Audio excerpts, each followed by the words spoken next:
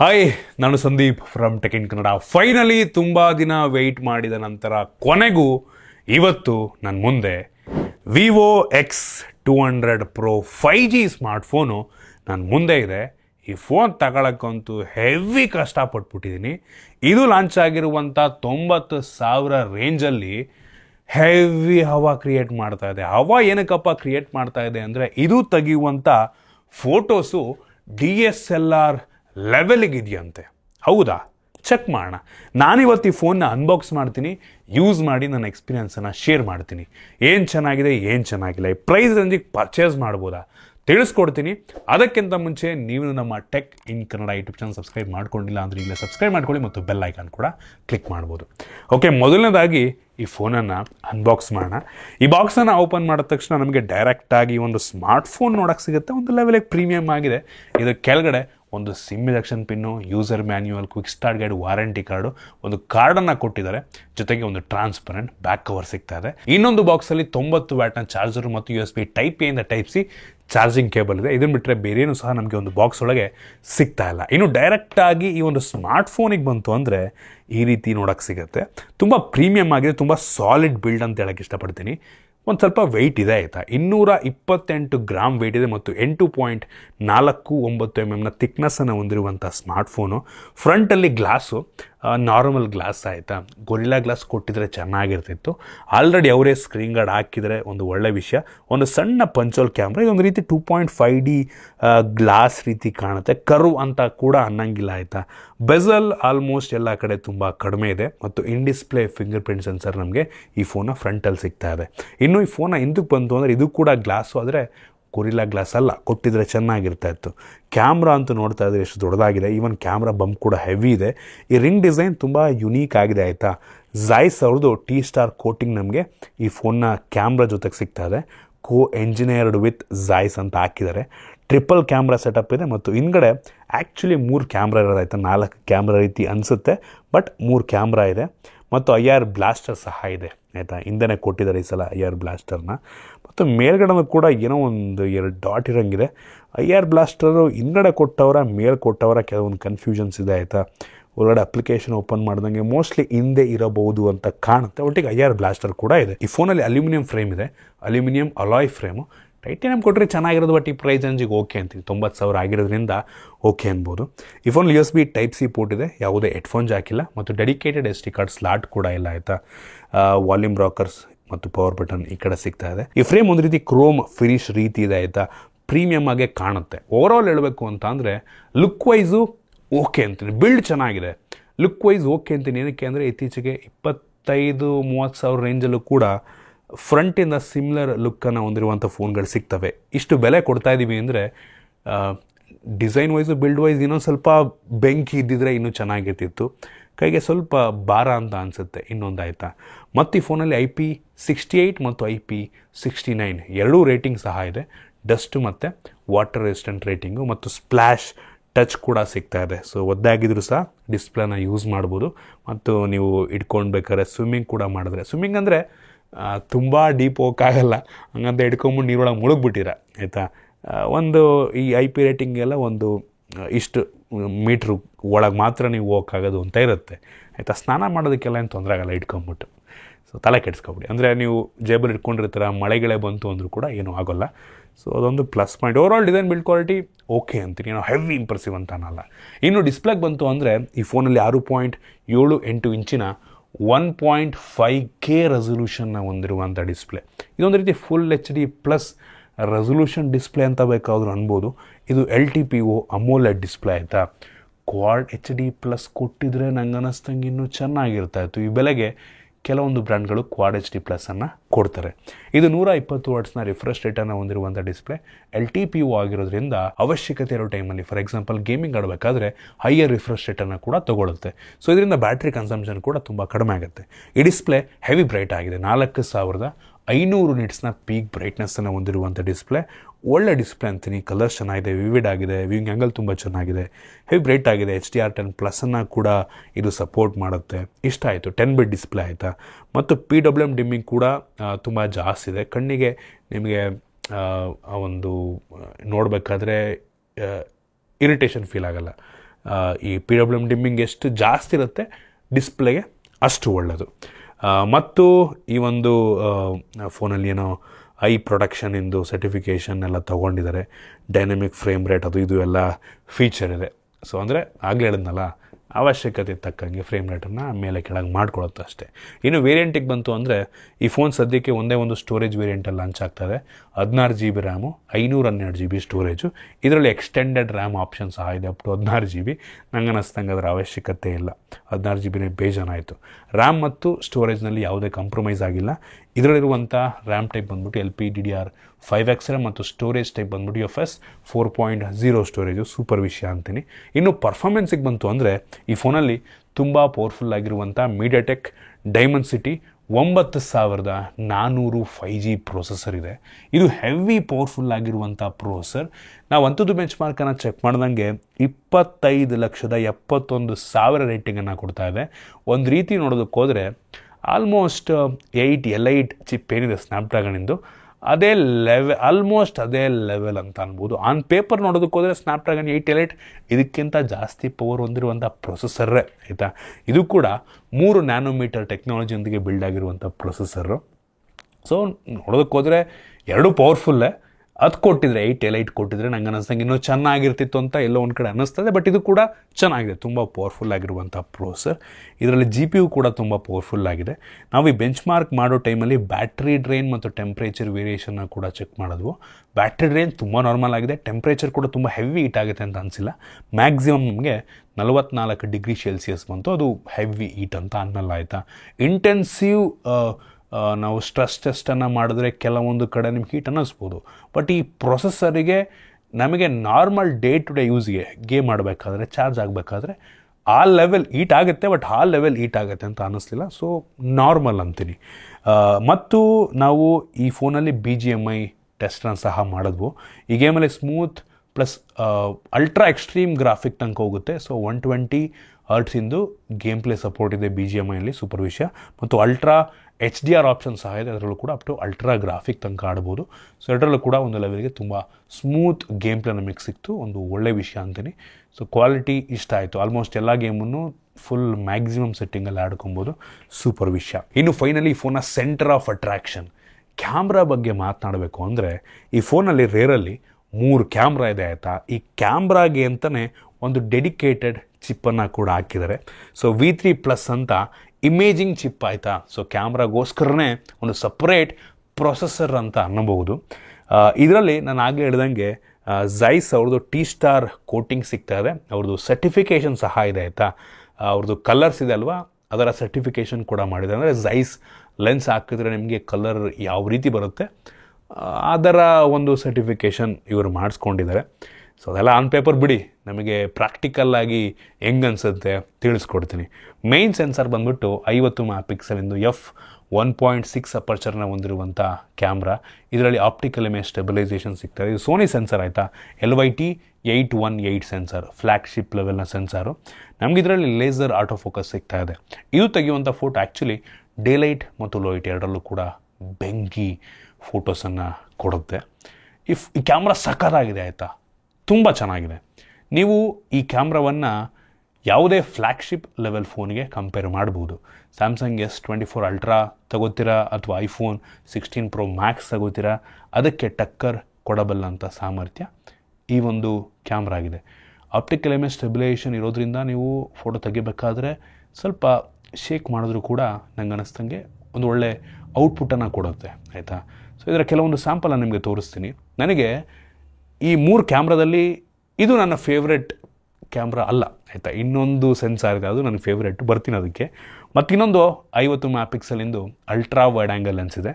So ಇದು ತುಂಬ wide ಆಗಿದೆ, ಕ್ಲಾರಿಟಿ ಕೂಡ ತುಂಬ ಚೆನ್ನಾಗಿದೆ. ಆ ಸ್ಯಾಂಪಲ್ನ ಕೂಡ ತೋರಿಸ್ತೆ. ಇದು ನಾರ್ಮಲ್ ಆಯಿತಾ. ಇದು ಕೂಡ ಚೆನ್ನಾಗಿದೆ ಆಯಿತಾ. ಇದನ್ನು ಕೂಡ ನೀವು ಬೇಕಾದ್ರೆ ಫ್ಲ್ಯಾಗ್ಶಿಪ್ ಲೆವೆಲಿಗೆ ಕಂಪೇರ್ ಮಾಡ್ಬೋದು. ನೆಕ್ಸ್ಟ್ ಬರ್ತೀನಿ 3ನೇ ಕ್ಯಾಮ್ರಾ. ಇದು ಮಾತ್ರ ಅಲ್ಟಿಮೇಟ್ ಅಂತ ಪರ್ಸ್ನಲ್ ನನಗೆ ಅನಿಸಿದ್ದು. ಇದು 200 MP ಟೆಲಿಫೋಟೋ ಲೆನ್ಸು. ಇದು ಪೆರಿಸ್ಕೋಪಿಕ್ ಲೆನ್ಸ್ ಆಯಿತಾ. 3.7x ಆಪ್ಟಿಕಲ್ ಝೂಮನ್ನು ಮಾಡುವಂಥ ಕೆಪಾಸಿಟಿ ಈ ಒಂದು ಕ್ಯಾಮ್ರಾ ಆಗಿದೆ. ಈ ಒಂದು ಸೆನ್ಸಾರ್ ಏನಿದೆ ಇದು ಸ್ಯಾಮ್ಸಂಗ್ ಅವ್ರದ್ದು HP9 ಸೆನ್ಸಾರು. ಇದು ತೆಗೆಯುವಂಥ ಫೋಟೋ ಅಂತೂ DSLR ಲೆವೆಲಿಗೆ ಬರುತ್ತೆ. ಪೋರ್ಟ್ರೇಟ್ ಶಾರ್ಟ್ಸ್ ಅಂತೂ ಯಪ್ಪ ಅನ್ಬಿಲೀವಬಲ್ ಅಂತೀನಿ. ಇದು ಫೋನ್ ಕ್ಯಾಮ್ರಾದಲ್ಲಿ ತೆಗೆದಿರುವಂಥ ಶಾರ್ಟ್ಸ್ ಅಂತ ಅನಿಸೋದೇ ಇಲ್ಲ ಆಯಿತಾ. ತುಂಬ ಪ್ರೋಸೆಸ್ ಮಾಡುತ್ತೆ ಒಪ್ಕೋತೀನಿ, ಬಟ್ ಔಟ್ಪುಟ್ ಅಂತೂ ಯಾವ ಲೆವೆಲಿಗೆ ಕೊಡುತ್ತೆ ಅಂತ ಅಂದರೆ ಯಪ್ಪ ದೇವ್ರೆ ಕೇಳಂಗಿಲ್ಲ. ಇದು ನಮ್ಮ ದೇಶದ್ದೇನೋ ಫಸ್ಟು 200 MP ಝಾಯ್ಸ್ ಸರ್ಟಿಫಿಕೇಷನ್ನ ಹೊಂದಿರುವಂಥ ಲೆನ್ಸ್ ಅಂತೆ. ಸೊ ಅವ್ರದ್ದು ಏನು ಕಲರ್ ಸರ್ಟಿಫಿಕೇಷನ್ ಕೊಡ್ತಾರೆ ಅದು ಫಸ್ಟ್ ಟೈಮ್ ಅಂತೆ. ಮತ್ತು ಮ್ಯಾಕ್ರೋ ಕ್ಯಾಮ್ರಾ ರೀತಿಯಲ್ಲೂ ಕೂಡ ಇದು ಕೆಲಸವನ್ನು ಮಾಡುತ್ತೆ ಆಯಿತಾ. ಸೊ ಅಂದರೆ ಆಲ್ರೆಡಿ ಝೂಮ್ ಆಗಿರೋದ್ರಿಂದ ಅಂದರೆ ಕ್ಲೋಸ್ ಆಗಿ ಒಂದು ಇಮೇಜನ್ನು ತೋರಿಸಿ ಅದನ್ನು ಮ್ಯಾಕ್ರೋ ರೀತಿ ಸ್ವಲ್ಪ ಪ್ರೋಸೆಸ್ ಮಾಡುತ್ತೆ ಅಂತ ಕಾಣುತ್ತೆ. ಸೊ ಇದರಲ್ಲಿ ಕೆಲವೊಂದು ಫಿಲ್ಟರ್ಗಳು ಸಹ ಇದೆ ಆಯಿತಾ. ನಾವು ಪೋರ್ಟ್ರೇಟ್ ಮಡಗೋದ್ರೆ ಝಾಯ್ಸ್ ಅವ್ರದ್ದು ನಮಗೆ ಬೊಕೆ ಫಿಲ್ಟರ್ಗಳು, ಅಂದರೆ ಹಿಂದ್ಗಡೆ ಬರುವಂಥ ಬೊಕೆ ಏನು ಶೇಪನ್ನು ನಾವು ಚೇಂಜ್ ಮಾಡ್ಕೋಬೋದು ಬೇಕು ಅಂದರೆ. ಅದನ್ನು ಬಿಟ್ಟರೆ ಇನ್ನೊಂದು ಲೆನ್ಸ್ ಫಿಲ್ಟರ್ ಇದೆ ಆಯಿತಾ. 23 mm, 35 mm, 50 mm. So different ಇದೆ. ನನಗೆ ಪರ್ಸ್ನಲಿ ತುಂಬ ಫೇವ್ರೇಟ್ ಅನಿಸಿದ್ದು 135 mm ಪೋರ್ಟ್ರೇಟ್ ಶಾರ್ಟನ್ನು ನೀವೇನಾದ್ರು ತೆಗೆದುಬಿಟ್ರೆ ಹೆಂಗೆ ಬರುತ್ತೆ ಅಂತ ಅಂದರೆ ಹಾನೆಸ್ಟಾಗಿ ಹೇಳ್ತೀನಿ, DSLR ಲೆವೆಲ್ಗೆ ಬರುತ್ತೆ. ಆ ಸ್ಯಾಂಪಲ್ನ ತೋರಿಸ್ತಾ ಇದ್ದೀನಿ. Unbelievable camera. ಇನ್ನು ಮುಂದಿನ ವರ್ಷ ಎಲ್ಲ ಆಲ್ರೆಡಿ ಈ ಲೆವೆಲ್ ಕ್ಯಾಮ್ರಾ ಫೋನಲ್ಲಿ ಬಂದಿದೆ ಅಂದರೆ ನೆಕ್ಸ್ಟ್ ಇಯರ್ ಎಲ್ಲ ಬರುವಂಥ ಹೊಸ ಫೋನ್ಗಳಲ್ಲಿ ಇನ್ನೂ ಯಾವ ಲೆವೆಲಿಗೆ ಕ್ಯಾಮ್ರಾ ಇರುತ್ತೆ ಅಂತ ಅನಿಸುತ್ತೆ. ನೆಕ್ಸ್ಟ್ ಎಲ್ಲ ಮೋಸ್ಟ್ಲಿ ಈ ದೊಡ್ಡ ದೊಡ್ಡ DSLR ಕ್ಯಾಮ್ರಾಗಳ ಒಂದು ಸಂಖ್ಯೆ ಆಲ್ರೆಡಿ ಕಡಿಮೆ ಆಗ್ತಾ ಇದೆ. ಎಲ್ಲರೂ ಫೋನಲ್ಲೇ ಬೆಂಕಿ ಕ್ಯಾಮ್ರಾ ಇರೋದ್ರಿಂದ ಅದಿನ್ನೂ ಕಡಿಮೆ ಆದರೂ ಆಗ್ಬೋದು. ನೆಕ್ಸ್ಟಿಂದ ಮ್ಯಾರೇಜ್ಗಳಲ್ಲಿ ಫೋಟೋಗ್ರಾಫರ್ಗಳು ಫೋನಲ್ಲೇ ಕ್ಯಾಮ್ರಾ ಅಂದರೆ ಫೋಟೋ ತೆಗೆಯುವಂಥ ಟೈಮ್ ಬಂದರೂ ಬರ್ಬೋದೇನಪ್ಪ, ಗೊತ್ತಿಲ್ಲ. ನೋಡೋಣ. ಬಟ್ ಸ್ಟಿಲ್ ಯಪ್ಪ ಈ ಕ್ಯಾಮ್ರಾ ಮಾತ್ರ ನೆಕ್ಸ್ಟ್ ಲೆವೆಲ್ ಇದೆ ಗುರು. ಎಡ್ಜ್ ಡಿಟೆಕ್ಷನ್ ಎಲ್ಲ ಯಾವ ಲೆವೆಲಿಗೆ ಮಾಡುತ್ತೆ ಅಂದರೆ ನ್ಯಾಚುರಲ್ ಬೊಕ್ಕೆ ಬಂದ್ಬಿಟ್ಟಿದ್ಯಾ ಅನ್ನೋ ರೀತಿ ಅನಿಸುತ್ತೆ. ನನಗಂತೂ ಇದು ಹೆವಿ ಇಂಪ್ರೆಸ್ ಮಾಡ್ತು. ಜೊತೆಗೆ ಮೊನ್ನೆ ಕ್ಯಾಮ್ರಾ ಅವಾರ್ಡನ್ನು ಸಹ ಕೊಟ್ಟವು, ಇದೇ ಕ್ಯಾಮ್ರಾ ಕೊಟ್ಟಿದ್ದು. ಸೊ 2024ರಲ್ಲಿ ಲಾಂಚ್ ಆಗಿರುವಂಥ, ಅಂದರೆ 2024 ಅನ್ನಲ್ಲ, ಇಲ್ಲಿಯವರೆಗೆ ಜಗತ್ತಿನಲ್ಲಿ ಇಲ್ಲಿಯವರೆಗೆ ಲಾಂಚ್ ಆಗಿರುವಂಥ ಎಲ್ಲ ಕ್ಯಾಮ್ರಾಗಳಲ್ಲಿ, ಫೋನಿನ ಕ್ಯಾಮ್ರಾಗಳಲ್ಲಿ ಬೆಸ್ಟ್ ಫೋನ್ ಕ್ಯಾಮ್ರಾ ಇದಾಗಬಹುದು ನನಗೆ ಅನ್ನಿಸ್ದಂಗೆ ಸದ್ಯಕ್ಕೆ. ಫ್ಯೂಚರ್ನಲ್ಲಿ ಇದಕ್ಕಿಂತ ಒಳ್ಳೇದು ಬರ್ಬೋದೇನೋ, ಬಟ್ ಸದ್ಯಕ್ಕಂತೂ ಫೋನಲ್ಲಿ one of the best camera phone ಅಂತ ಅಂತೀನಿ ಆಯಿತಾ. ಫಿಲ್ಟರ್ಗಳು ಬೇಜಾನಿದೆ. ಹುಡುಗಿರಿಗಂತೂ ನನಗೆ ಗೊತ್ತಿರಲ್ಲ ಹುಡುಗಿರಿಗೆ ಇಷ್ಟೊಂದು ಮ್ಯಾಟ್ರ್ ಆಗುತ್ತೆ ಫಿಲ್ಟರ್ಗಳು ಅಂತ. ನಿಮ್ಮ ಮುಖ ತುಂಬ ಚೆನ್ನಾಗಿ ಕಾಣೋ ರೀತಿ ಕೂಡ ನಮಗೆ ಡಿಫ್ರೆಂಟ್ ಫಿಲ್ಟರ್ಗಳಿದೆ. ಶೇಪನ್ನೆಲ್ಲ ಚೇಂಜ್ ಮಾಡ್ಬೋದು. ಎಷ್ಟು ಬೆಳ್ಳಗೆ ಕಾಣಬೇಕು, ಎಷ್ಟು ಕ್ಲಿಯರಾಗಿ ಕಾಣಬೇಕು ಅದನ್ನೆಲ್ಲ ನೀವು ಮಾಡ್ಕೋಬೋದು ಆಯಿತಾ. ಸೊ ಚೆನ್ನಾಗಿದೆ ಬೆಂಕಿ ಕ್ಯಾಮ್ರಾ. ಡಾಲ್ಬಿ ವಿಷನ್ನ ಕೂಡ ನೀವು ಬೇಕಾದರೆ ಇದರಲ್ಲಿ ಶೂಟ್ ಮಾಡ್ಬೋದು ವಿಡಿಯೋಗ್ರಫಿಯಲ್ಲಿ. Rear camera up to 8K 30 FPS video record ಮಾಡುತ್ತೆ ಆಯಿತಾ. ಸೊ ಇದು ಕೂಡ ತುಂಬ ಸ್ಟೇಬಲ್ ಆಗಿದೆ. ಗಿಂಬಲ್ ರೀತಿ ನೀವು ವಿಡಿಯೋನ ಶೂಟ್ ಮಾಡ್ಬೋದು. ಅದು ಕೂಡ ನನಗೆ ತುಂಬ ಇಂಪ್ರೆಸ್ ಮಾಡ್ತು. ಫ್ರಂಟ್ ಕ್ಯಾಮ್ರಾಗೆ ಬಂತು ಅಂದರೆ 32 MP ಫ್ರಂಟ್ ಕ್ಯಾಮ್ರಾ ನಮಗೆ ಇದರಲ್ಲಿ ಸಿಗ್ತದೆ. ಫ್ರಂಟ್ ಕ್ಯಾಮ್ರಾ ಕ್ವಾಲಿಟಿ ಕೂಡ ತುಂಬ ಚೆನ್ನಾಗಿದೆ ಅನ್ನಿಸ್ತು. ಡೀಟೇಲ್ಸ್ ತುಂಬ ಚೆನ್ನಾಗಿದೆ, ತುಂಬ ವೈಡ್ ಆಗಿದೆ ಅಂತ ಅನ್ನಿಸ್ತು. ಈವನ್ ಫ್ರಂಟ್ ಕ್ಯಾಮ್ರಾದಲ್ಲೂ ಕೂಡ ನಾವು 4K 60 FPS ತನಕ ವಿಡಿಯೋ ರೆಕಾರ್ಡಿಂಗನ್ನು ಮಾಡ್ಬೋದು. ಮತ್ತು ಫ್ರಂಟಲ್ಲೂ ಕೂಡ Dolby vision video recording option ಇದೆ. ಸೊ ಇಂಪ್ರೆಸ್ ಮಾಡ್ತು ನನಗೆ. ವಿಡಿಯೋಗ್ರಫಿ ಕೂಡ ಆ್ಯಕ್ಚುಲಿ ಚೆನ್ನಾಗಿದೆ. ವಿಡಿಯೋಗ್ರಫಿ ಈವನ್ ನೀವು ನಾವೆಲ್ಲರೂ ಹೇಳೋದಾದರೆ ವಿಡಿಯೋಗ್ರಫಿಯಲ್ಲಿ ಐಫೋನ್ನ ಇಲ್ಲಿವರೆಗೆ ಯಾವುದು ಕೂಡ ಬೀಟ್ ಮಾಡೋಕ್ಕಾಗಲ್ಲ ಅಂತ ಎಷ್ಟೋ ಸಲ ಅಂದಿದ್ದೀವಿ ಆಯಿತಾ. ಹೌದು, iPhone camera, video camera, photo ಅಲ್ಲ, ಐಫೋನ್ ವಿಡಿಯೋ ನೆಕ್ಸ್ಟ್ ಲೆವೆಲ್ ಇದೆ ಆಯಿತಾ. ಅದಕ್ಕೂ ಟಕ್ಕರ್ ಕೊಡಬಲ್ಲಂಥ ಸಾಮರ್ಥ್ಯ ಈ ಫೋನ್ಗಿದೆ ಅಂತೀನಿ.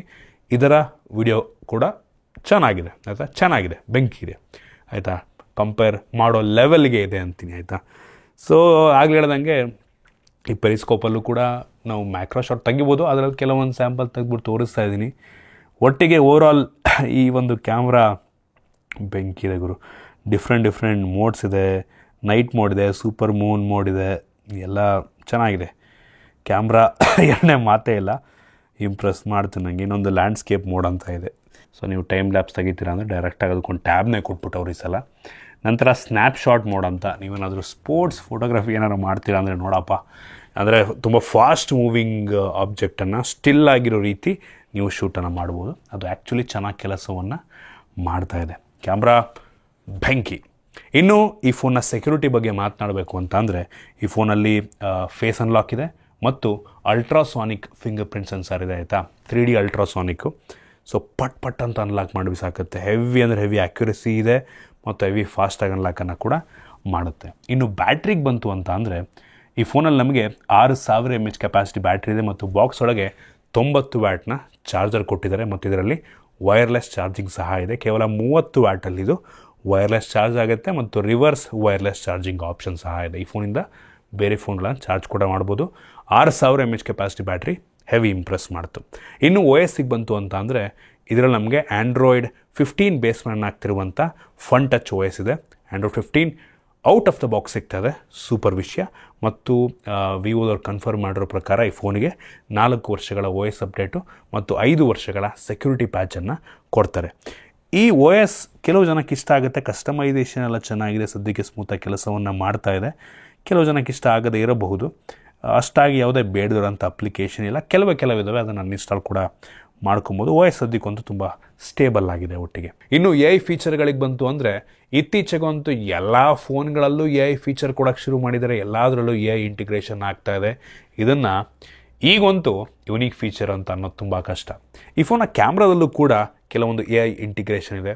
AI ಫೋಟೋ ಎನ್ಹಾನ್ಸ್ ಆಗುತ್ತೆ ಮತ್ತು AI ಎರೇಸರ್ ಫೀಚರ್ ಎಲ್ಲ ಇದೆ. ಅದು ಆಲ್ಮೋಸ್ಟ್ ಎಲ್ಲ ಫೋನ್ಗಳು ಇತ್ತೀಚೆಗೆ ಸಿಗ್ತಾ ಇದೆ, ಚೆನ್ನಾಗಿದೆ ಈ ಫೀಚರು. ಇದನ್ನು ಬಿಟ್ಟರೆ ಲೈವ್ ಕಾಲ್ ಟ್ರಾನ್ಸ್ಲೇಷನ್ ಆಗಿರ್ಬೋದು, ಅಂದರೆ ನೀವು ಡೈರೆಕ್ಟಾಗಿ ಫೋನಲ್ಲಿ ಮಾತನಾಡ್ತಿರ್ಬೇಕಾದ್ರೆ ನಿಮಗೆ ಬೇರೆ ವಾಯ್ಸಿಗೆ, ಅಂದರೆ ಅದು ಸ್ಯಾಮ್ಸಂಗಲ್ಲೂ ಸಹ ಇದೆ. ನಂತರ AI ನೋಟ್ ಅಸಿಸ್ಟ್ ಫೀಚರ್ ಸಹ ಇದೆ. ಇದೇನಪ್ಪ ಮಾಡುತ್ತೆ ಅಂದರೆ ನೋಟನ್ನು ಸಮ್ಮರೈಸ್ ಮಾಡೋದು, ಟ್ರಾನ್ಸ್ಲೇಟ್ ಮಾಡೋದು ಎಲ್ಲದನ್ನು ಕೂಡ ಮಾಡ್ಬೋದು. AI ಟ್ರಾನ್ಸ್ಕ್ರಿಪ್ಟ್ ಅಸಿಸ್ಟ್ ಅಂದರೆ ನೀವು ಏನೋ ಒಂದು ಮೀಟಿಂಗ್ ಅಟೆಂಡ್ ಮಾಡ್ತಾ ಇರ್ತೀರ, ಅದನ್ನು ವಾಯ್ಸ್ ರೆಕಾರ್ಡ್ ಮಾಡಿಕೊಂಡು ಬೇರೆ ಭಾಷೆಯಲ್ಲಿ ಅದನ್ನು ನೋಟಿಗೆ ಟೆಕ್ಸ್ಟಿಗೆ ಕನ್ವರ್ಟ್ ಮಾಡುತ್ತೆ, ಸಮ್ಮರೈಸ್ ಕೂಡ ಮಾಡುತ್ತೆ. ಈ ಎಲ್ಲ ಫೀಚರ್ಗಳಿದೆ. ಮತ್ತು ಸ್ಕ್ರೀನ್ ಟ್ರಾನ್ಸ್ಲೇಷನ್ ಅಂದರೆ ನಾವು ಅಂದರೆ ಗೂಗಲ್ ಲೆನ್ಸ್ ಇದೆ ಅಲ್ವಾ, ಅದನ್ನು ಯೂಸ್ ಮಾಡ್ಕೊಂಡು ಟ್ರಾನ್ಸ್ಲೇಟ್ ಮಾಡುತ್ತೆ. ಮತ್ತು ಸರ್ಕಲ್ ಟು ಸರ್ಚ್ ಫೀಚರ್ ಸಹ ನಮಗೆ ಫೋನಲ್ಲಿ ಸಿಗ್ತಾ. ಇತ್ತೀಚೆಗೆ ಒಂದು ಸರ್ಕಲ್ ಟು ಸರ್ಚ್ ಎಲ್ಲ ಫೋನ್ಗೂ ಬರೋಕ್ಕೆ ಶುರು ಆಗಿಬಿಟ್ಟಿದೆ. ಸೊ ಈ ಎಲ್ಲ ಫೀಚರ್ಗಳು AI ಫೀಚರ್ಗಳು ನಮಗೆ ಸಿಗ್ತಾ ಇದೆ. ಸೊ ಈ AI ಫೀಚರ್ ಇದೆ ಅಂದ್ಬಿಟ್ಟು ನೀವು ಫೋನ್ ತೊಗೊಳ್ಳೋದನ್ನ ಕಡಿಮೆ ಮಾಡಿ. ಏನಕ್ಕೆ ಅಂದರೆ ಇತ್ತೀಚೆಗೆ ಎಲ್ಲ ಫೋನಲ್ಲೂ ಈ ಫೀಚರ್ಗಳು ಎಲ್ಲ ಸಿಗ್ತಾವೆ.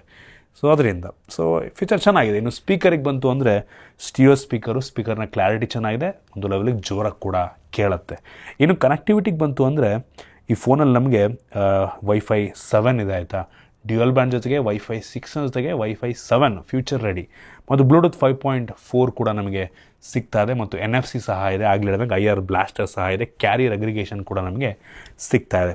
ಸೊ ಇದಿಷ್ಟು ಈ ಫೋನಿಂದ ಕೆಲವೊಂದು ಮೇಯ್ನ್ ಫೀಚರ್ಸು. ಅವಶ್ಯಕತೆ ಇರುವಂಥ ಸೆನ್ಸರ್ಸ್ ಕೂಡ ಹಾಕಿದ್ದಾರೆ.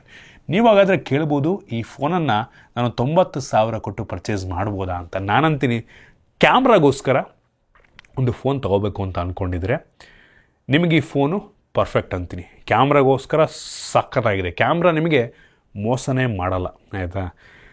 ಅದು ಬಿಟ್ಟರೆ ನನಗೆ ಈ ಫೋನಲ್ಲಿ ಮೆಜಾರಿಟಿ ಎಲ್ಲ ಸ್ಪೆಸಿಫಿಕೇಷನ್ ಇಷ್ಟ ಆಯಿತು. ಪ್ರೊಸೆಸರು ಚೆನ್ನಾಗಿದೆ ಆಯಿತಾ, 8 Elite ಕೊಟ್ಟಿದ್ದೀನೂ ಚೆನ್ನಾಗಿರ್ತಾಯಿತ್ತು. ಲುಕ್ಕು ಬಿಲ್ಡ್ ಚೆನ್ನಾಗಿದೆ, ಒಪ್ಕೋತೀನಿ. ಲುಕ್ ವೈಸ್ ಚೂರು ಏನಾದರೂ ಯುನೀಕ್ ಆಗಿದ್ದರೆ, ಡಿಫ್ರೆಂಟ್ ಆಗಿದ್ದರೆ ನೋಡೋದಕ್ಕೆ ಇನ್ನೂ ಚೆನ್ನಾಗಿರ್ತಾಯಿತ್ತು ನಂಗೆ ಅನ್ನಿಸ್ದಂಗೆ. ಒಂದು ಯುನೀಕ್ನೆಸ್ ಬರಬೇಕು. ನೋಡಿದ ತಕ್ಷಣ ಜನಗಳಿಗೆ ಅನ್ನಿಸ್ಬೇಕು, ನಾನು ವಿವೋದು X ಸೀರೀಸ್ ಯೂಸ್ ಮಾಡ್ತಾಯಿದ್ದೀನಿ ಅಂತ ತುಂಬ ಜನಕ್ಕೆ ನೋಡಿದ್ರೆ ಅನಿಸಲ್ಲ. ಕೆಲವೊಂದು ಫೋನ್ಗಳು 20-25 ಸಾವಿರ ರೂಪಾಯಿಗೂ ಇದೇ ಲುಕ್ ಹೊಂದಿರುವಂಥ ಫೋನ್ಗಳು ಸಿಗ್ತವೆ. ಆ ಒಂದು ಯುನೀಕ್ನೆಸ್ ತೊಗೊಂಬರ್ಬೇಕು ನಂಗೆ ಅನ್ನಿಸ್ದಂಗೆ.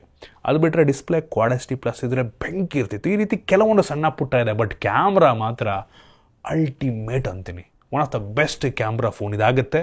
ಸೊ ಕ್ಯಾಮ್ರಾಗೋಸ್ಕರ ಕಣ್ಣು ಮುಚ್ಕೊಂಡು ನೀವು ಈ ಫೋನ್ನ ತಗೋಬೋದು. ಇದು ಈ ಫೋನ್ನ ಬಗ್ಗೆ ನನ್ನ ಆನೆಸ್ಟ್ ಒಪಿನಿಯನ್. ನಿಮ್ಗೆ ಇದ್ರ ಬಗ್ಗೆ ಅನ್ನಿಸ್ತು ಕಾಮೆಂಟ್ ಮಾಡಿ. ಇಷ್ಟ ಆಗಿದ್ರೆ ಲೈಕ್ ಮಾಡಿ, ಶೇರ್ ಮಾಡಿ. ಇದೇ ರೀತಿ ನಮ್ಮ ಬೇರೆ ವಿಡಿಯೋಗಳಿಗೆ ನಮ್ಮ tech in Kannada YouTube channel subscribe ಮಾಡ್ಕೊಂಡಿಲ್ಲ ಅಂದರೆ ಈಗ ಸಬ್ಸ್ಕ್ರೈಬ್ ಮಾಡ್ಕೊಳ್ಳಿ ಮತ್ತು ಬೆಲ್ ಐಕಾನ್ ಕೂಡ ಕ್ಲಿಕ್ ಮಾಡ್ಬೋದು. ಸಿಗೋಣ ಮುಂದಿನ ವಿಡಿಯೋದಲ್ಲಿ.